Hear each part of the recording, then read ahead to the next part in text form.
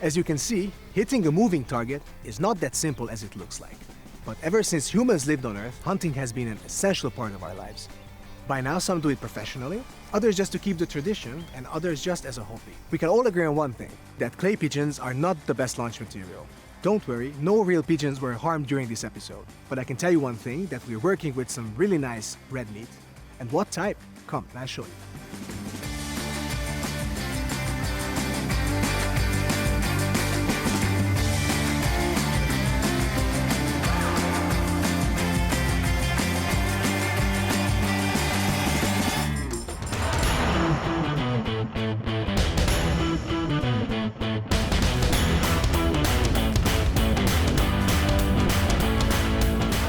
And we have arrived to our wonderful location. This botanical garden was created by Dr. Gyula Folli in the beginning of the 1900s. He tried to collect as many plants and trees as possible that love the local climate and also bear the dry weather. This unique selection of plants and trees are not native in this region, and the entire garden is still being taken care of by the fourth generation of the Follis.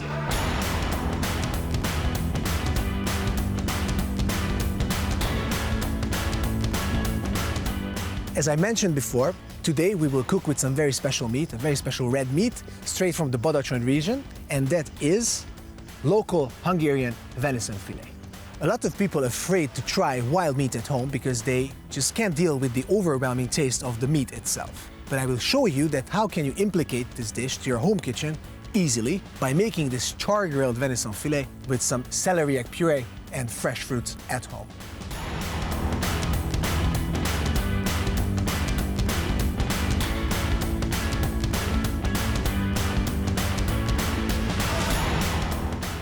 For this dish, you will need the venison fillet, celeriac, double cream, butter, and for the fruits, sweet wine, apricot, ringlo, and figs.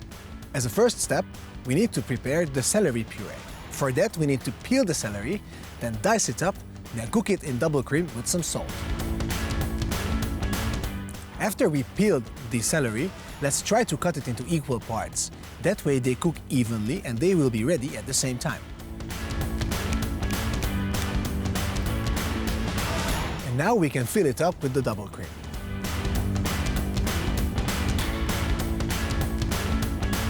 Add salt and pepper for your taste. Until our celery is cooking, it's time to make the flavoring for the meat itself. In this case, I will use fresh thyme. If you have a chance, you should always use fresh herbs instead of dried ones. They taste much better. First, you add the thyme, then comes the olive oil. After that, we season it with salt and pepper.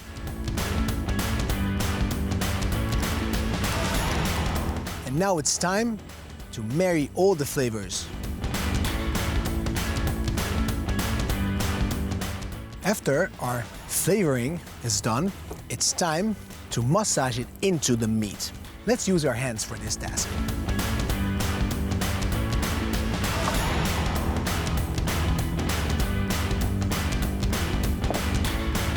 After we're done, set it aside for 15 minutes, let them soak up all the amazing flavors. After we checked if the celery is cooked perfectly, it's time to make the puree.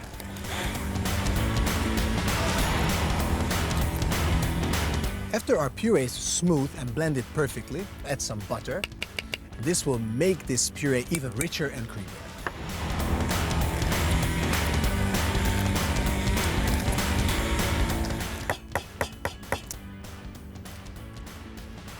Our puree is ready, so now it's time to prepare the meat. First, I will use the searing method on the grill. Searing is a technique when you build a kind of core around the meat itself, so it conceals all the juices inside the meat. After we are done searing the meat, it's time to place it to the side within the grill and cook it until perfection. Usually, this type of meat is served rare or medium, but I think everybody should have the freedom to enjoy it as they like it. I think the meat is ready. Let's get it out of the grill and leave it to rest for 8 to 6 minutes.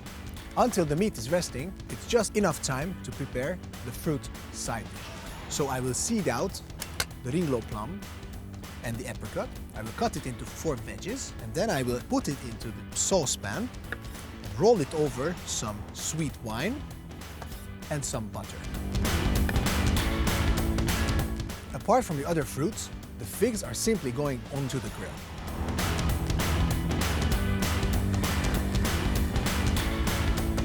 First, I add the wine to the heated pan, then I will reduce it until it's slightly syrupy. When I see that the consistency changed, I add the fruits and I mix them thoroughly. Then I add some butter. After it's done, we are ready to plate.